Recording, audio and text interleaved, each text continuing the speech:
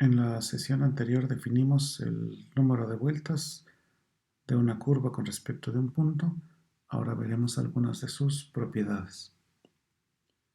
Primero recordemos la definición. Si tenemos una curva gamma cerrada C1 por partes y un punto Z0 que no está en gamma, entonces el número de vueltas de gamma con respecto de Z0 viene dado por esta expresión. También se le conoce como el índice de la curva con respecto del punto en cuestión. Y vamos a ver la propiedad fundamental que nos dice esta expresión es un número entero. Antes de dar la demostración, vamos a motivarla un poco.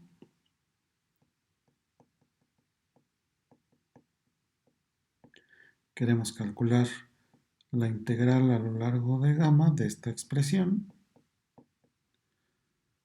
que si la escribimos en términos de la parametrización de la curva, nos quedaría una cosa de este estilo.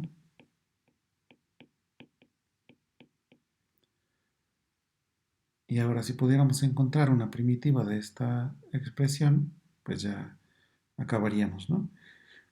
¿Cuál sería una primitiva? Pues le voy a poner aquí comillas. Sería el logaritmo del denominador y la integral, como de costumbre, se evaluaría en los extremos. Nos quedaría una resta de logaritmos y esto, otra vez una segunda igualdad ahí rara, sería que nos quedaría el logaritmo de este cociente.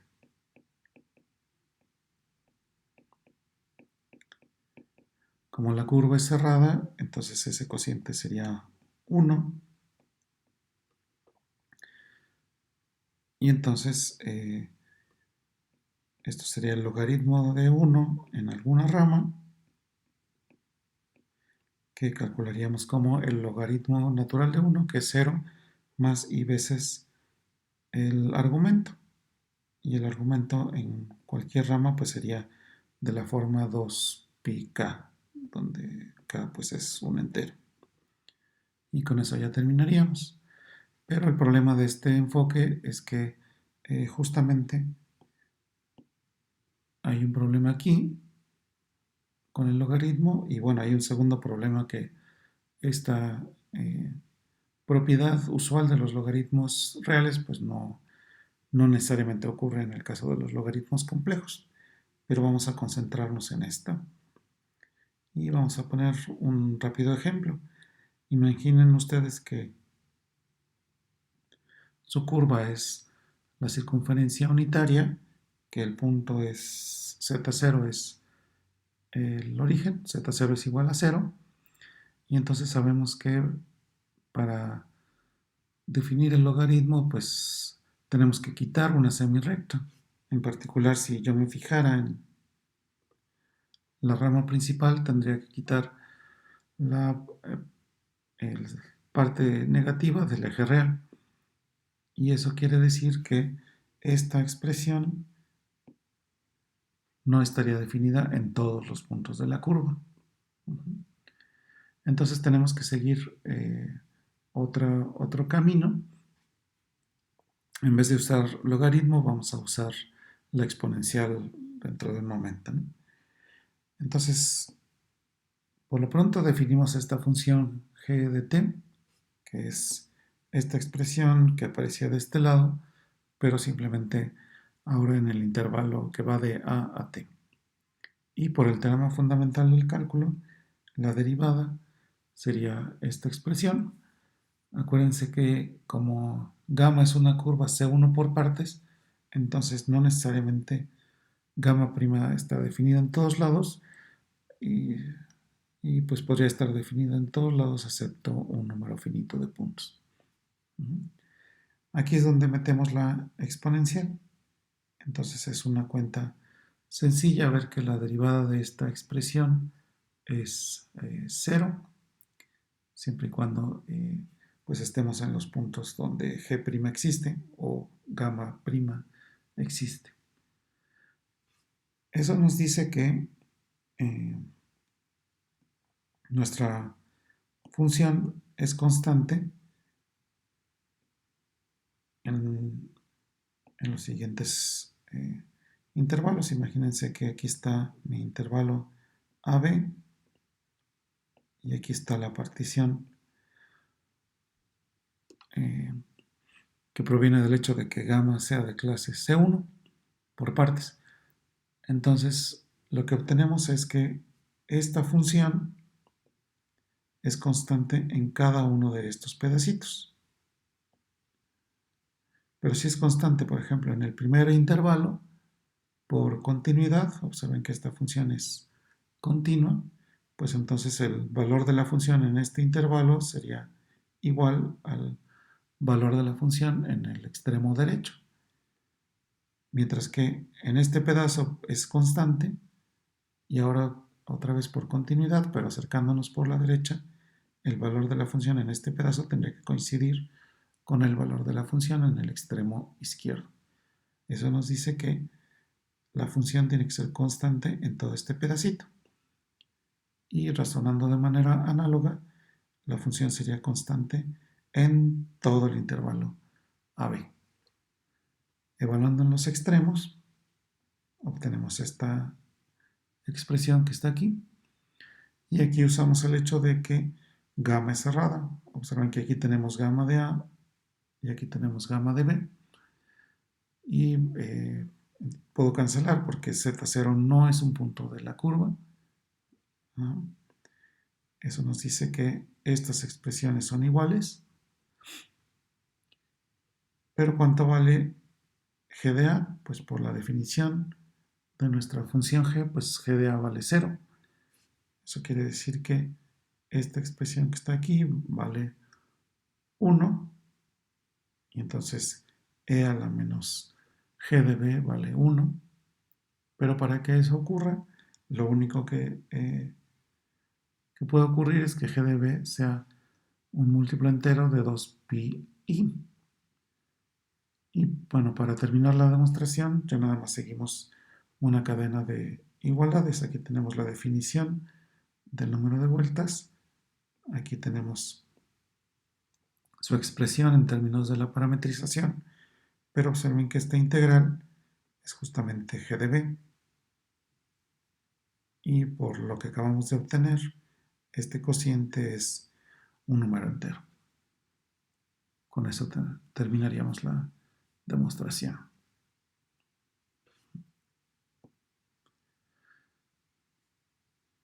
También tenemos una propiedad que, digamos, intuitivamente nos dice que si Z0 está lejos de gamma, entonces gamma no le da ninguna vuelta a Z0. Para formalizar eso, pues pensemos que nuestra curva gamma está contenida en un cierto disco abierto y Z0 está fuera de ese disco. Entonces lo que vamos a mostrar es que el número de vueltas es igual a 0. Para eso, pues tenemos que mostrar que esta integral vale 0. Pero nos fijamos en el integrando.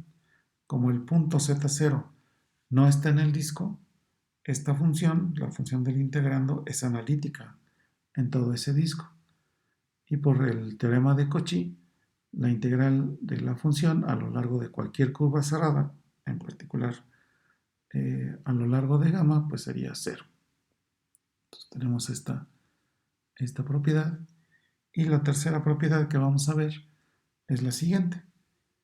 Nos fijamos en que la curva gamma es un conjunto cerrado en los complejos y entonces su complemento es abierto. Su complemento lo podemos separar en varios componentes conexos. Si tomamos dos puntos Z0 y Z1 en el mismo componente conexo, vamos a ver que los números de vueltas son iguales. Para esto, entonces, tomamos un componente conexo y dos puntos en ese mismo componente.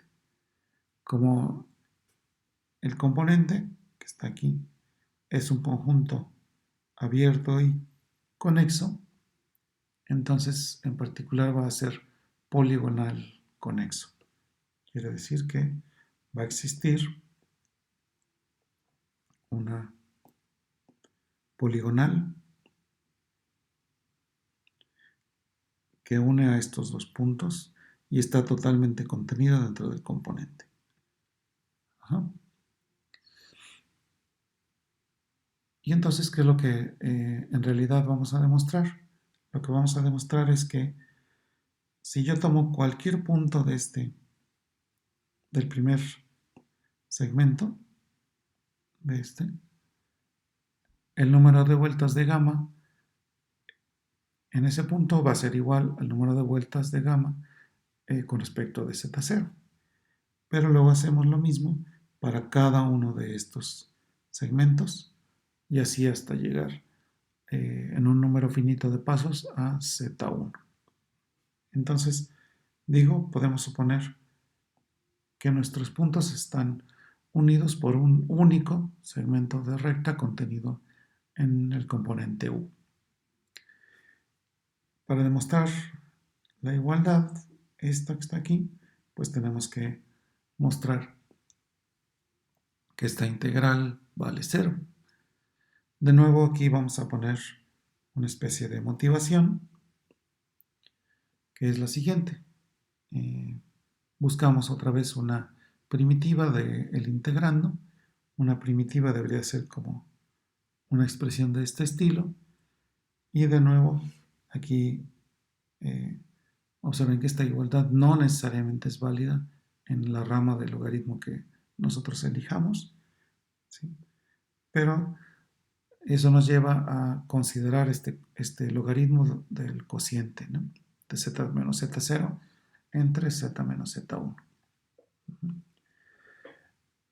Entonces, pues vamos a proponer como primitiva de esta expresión a la función f de z dada de esta forma, donde el logaritmo lo tomamos en una rama fija, que en este caso vamos a tomarlo como la rama principal. Entonces, antes de estudiar a f, vamos a ver qué pasa con este cociente. Observen que esto es una transformación de Mobius y bueno, ya tenemos algunas de sus propiedades, ya las hemos visto, ¿no? Entonces aquí vamos a mostrar dos cosas. Una, que t de z es real, si solo si z está en la recta que pasa por z0 y z1. Es decir, esa recta va a dar al eje real. Y la segunda cosa que vamos a mostrar es que t de z es un número real negativo si z está en el interior del segmento de z0 a z1. Ajá. Entonces vamos un poco ahí a la figura para entender qué es lo que está pasando. Aquí tenemos la recta que pasa por z0 y z1 y vamos a ver a dónde va a dar. Recordemos que una transformación de Mobius nos manda rectas y circunferencias en rectas y circunferencias. Entonces vamos a fijarnos a dónde va a dar esta recta. Y nos fijamos primero en algunos puntos. Por la definición de t de z, es claro que t de z0 es 0. Es decir, el punto rojo de arriba va a dar al punto rojo de abajo. Luego, si z es igual a z1, pues entonces t de z1 es infinito, que lo voy a poner como un punto azul que está ahora de este lado. Ajá. Y luego voy a tomar un tercer punto sobre esta recta, entre comillas, ¿no? Que va a ser el infinito.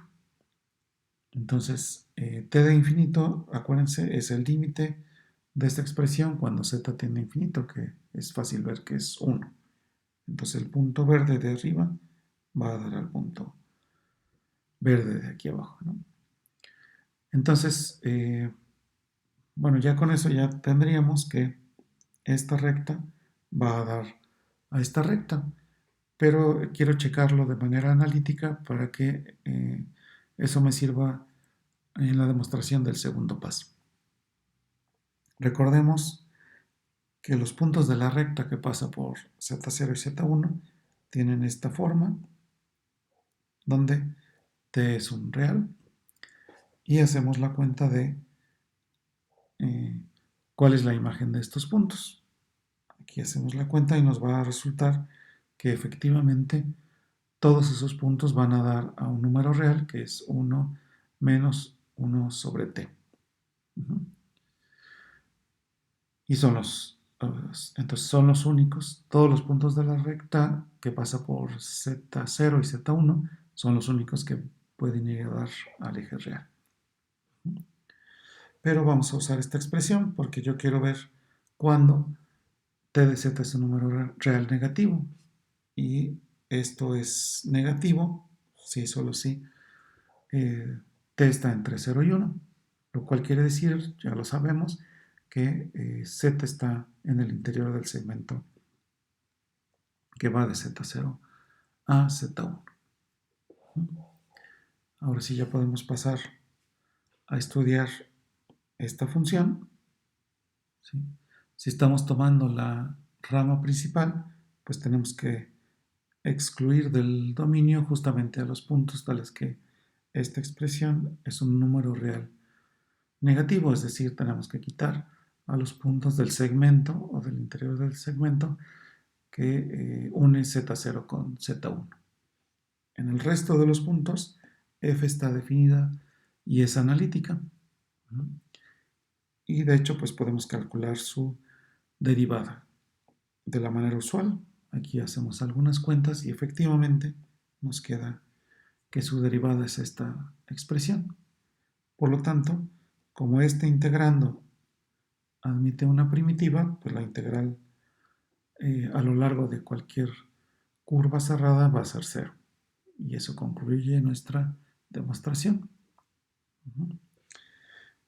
Aquí, bueno, yo los invitaría a que jugaran un poco con este concepto del número de vueltas, que hicieran dibujos de algunas curvas y ubicaran algunos puntos en el complemento para calcular, así sea de manera intuitiva, los números de vueltas. Por ejemplo, yo los invitaría a que calculen los números de vueltas de los puntos que aparecen en el dibujo para esta curva que usaremos posteriormente. Esta curva se llama la curva de Pochhammer. Entonces, digamos, es un buen ejercicio y además la utilizaremos un poco más adelante. Por el momento sería todo sobre el número de vueltas.